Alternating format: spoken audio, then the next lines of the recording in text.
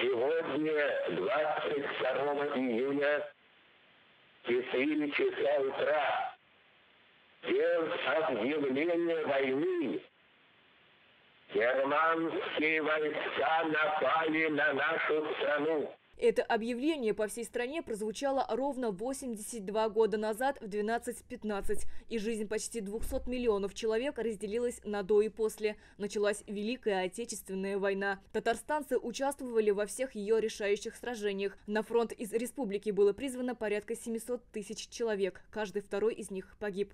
Пока мы помним о ветеранах, их подвиги живы. Это доказывает акция «Свеча памяти». 22 июня в ночной тишине по всей России зажигаются огоньки в память о тех, кто отдал жизнь во имя Великой Победы. Памятное шествие в Казани началось в 2 часа ночи с памятника неизвестному солдату в парке Горького. С зажженными лампадными свечами прошли сотни активистов молодежно-патриотических организаций. Фанис Мунаваров присоединился к акции в память о своем прадеде Саяфе Валитове. На фронт ушел в 41-м и пропал без вести. Для меня это очень важное мероприятие, потому что мы таким образом считаем память тех, кто сложил головы за наше будущее. У Романа Тургенева прадед воевал под Ленинградом, попал в блокадное кольцо и погиб. В Ленинграде был сильный голод.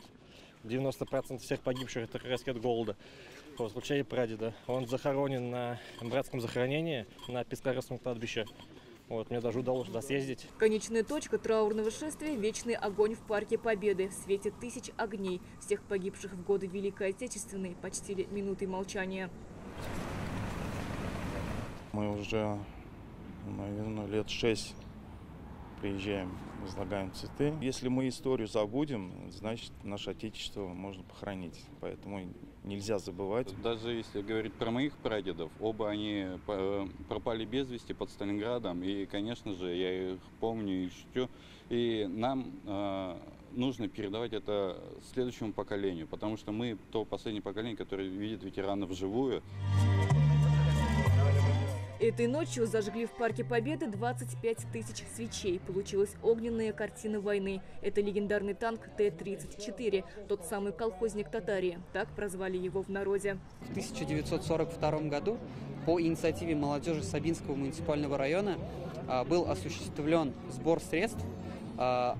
Сельские жители смогли собрать довольно большую сумму, купить на эти деньги около 200 танков, построить, точнее, около 200 танков, передать их на линию фронта. У нас пришли с мечом, когда нацисты решили завоевать Россию. И оно продолжается по сей день. Это нужно помнить. Это нельзя забывать ни в коем случае.